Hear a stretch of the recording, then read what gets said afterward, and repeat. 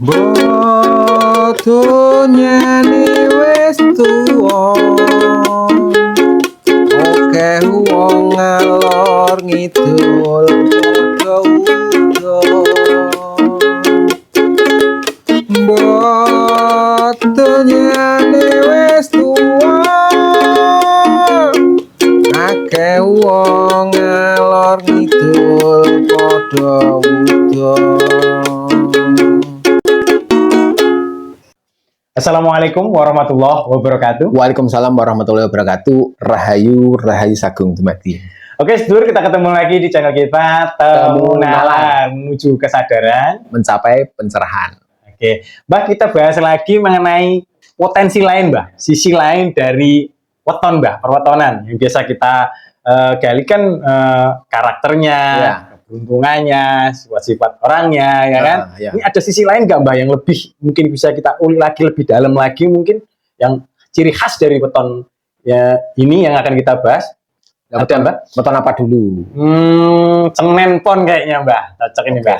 Senin Pon. Berarti Iya. 11, Senin 4, Pon 7. Nggih. Kalau sisi lain dari Senin Pon itu ini Kang Ucup.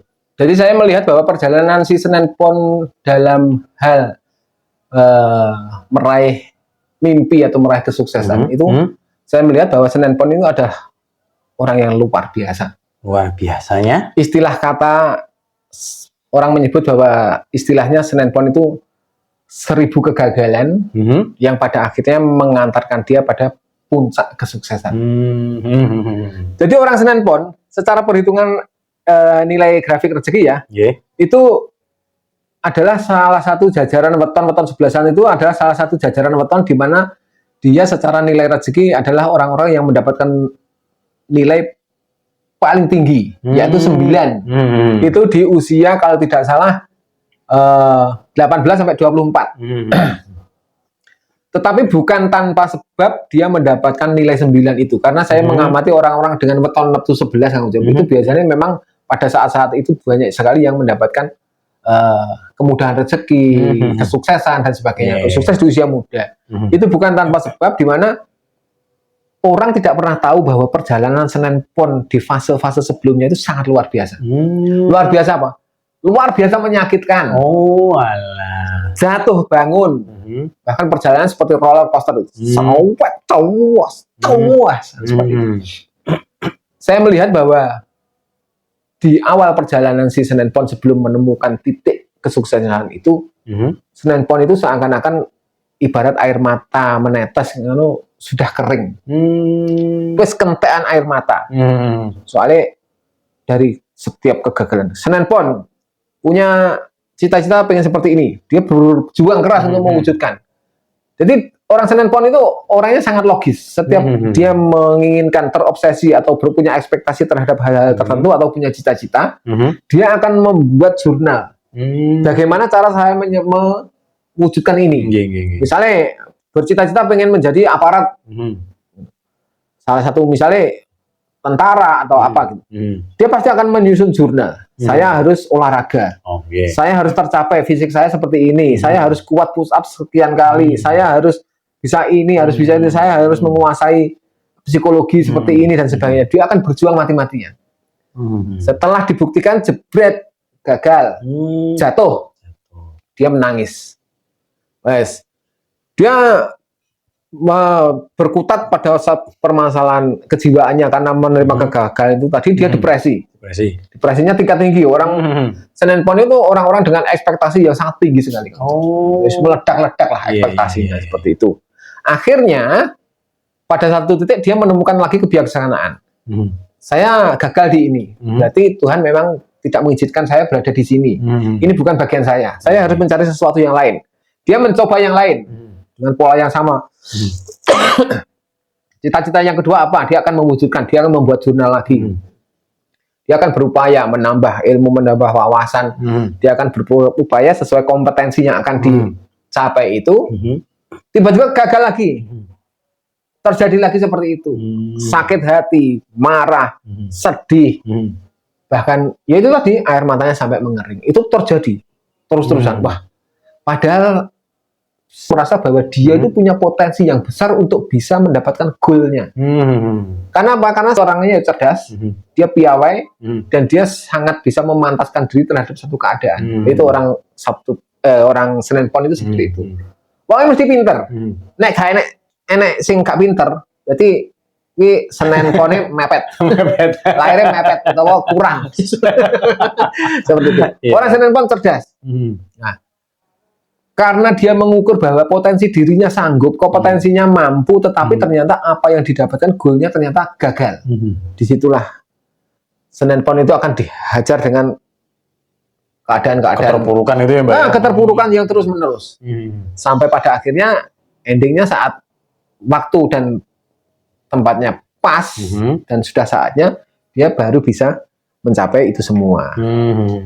Nah, permasalahannya orang-orang Senin Pon itu pada saat yang tepat atas izin semesta, sebetulnya apa yang baik dan bagus buat dia itu pasti diberikan oleh Tuhan.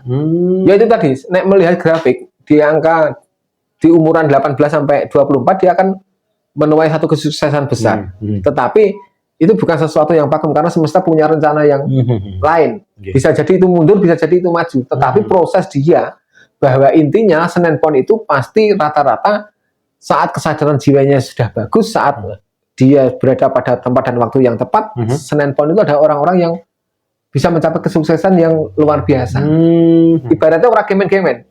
Misalnya kok kita itu cita-citanya hanya sekedar menjadi seorang pegawai yang baik. Seorang Senin Pon itu pasti akan bercita-cita menjadi seorang kepala pegawai. Bukan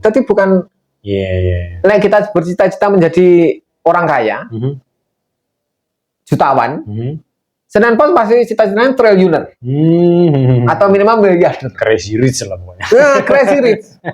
Ekspektasi si Senin Pon itu luar biasa sekali. Tinggi ya, Bang. Nah, dia akan dihajar terus dengan keadaan-keadaan seperti itu. Dia akan dipermainkan oleh seakan-akan hidup itu kenapa kok selalu mempermainkan dia terus kan gitu.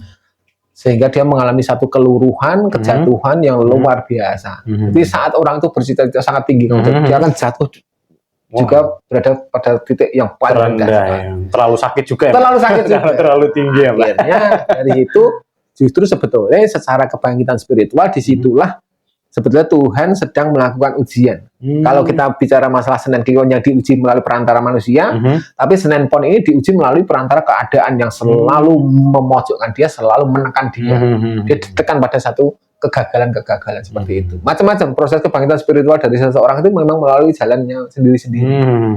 Tetapi pada satu titik di mana dia mencapai itu dan sudah melewati yang namanya kebangkitan spiritual, justru di saat dia sudah mulai melepaskan semua ekspektasi-ekspektasi, keinginan-keinginan yang menuruti ego dan hawa nafsunya itu tadi, sudah Tuhan, saya sudah menyerah.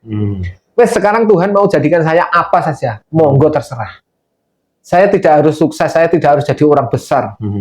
Yang penting apa yang saya terima adalah sesuai keputusan dari Tuhan. Tiba-tiba disitulah anugerah itu mulai silih berganti berdatangan. Wujudnya mungkin bukan kalau dia bercita-cita jadi aparat, mungkin dia tidak jadi aparat, tetapi dia menjadi wira swasta. Tapi wira swasta selalu berada di posisi yang tinggi karena sistem manajemen. Ya itu tadi saya ceritakan dari awal bahwa setiap punya cita-cita dia akan membuat jurnal. Itu berarti secara manajemen orang-orang Senin Pon itu punya manajemen diri yang bagus.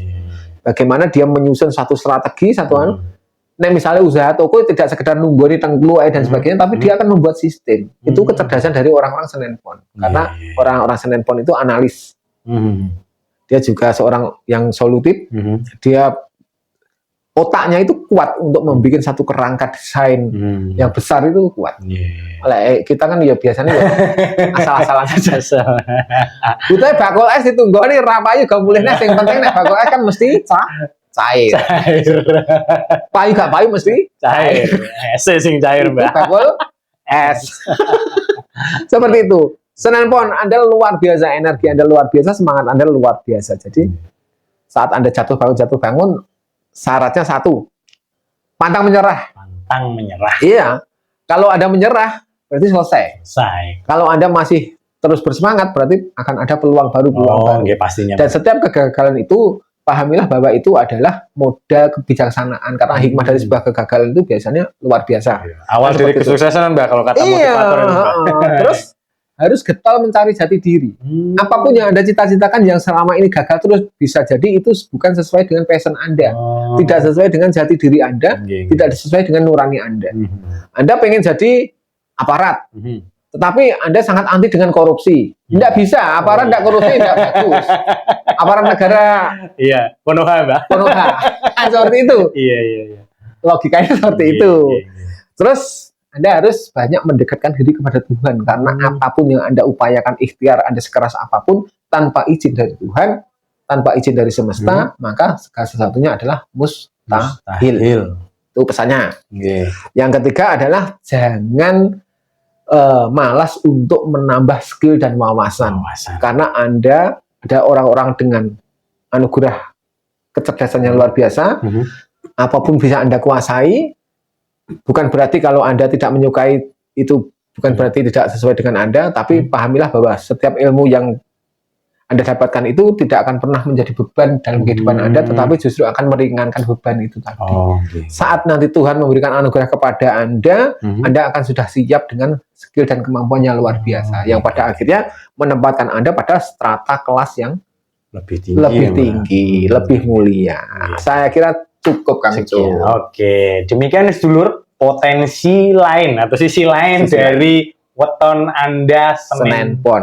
Ya, semoga bermanfaat. Demikian jawaban dari Mbah Jat. Akhirnya Mbah, kita cukupkan sekian. Assalamualaikum warahmatullahi wabarakatuh. Waalaikumsalam warahmatullahi wabarakatuh. Rahayu Sagung Tumati.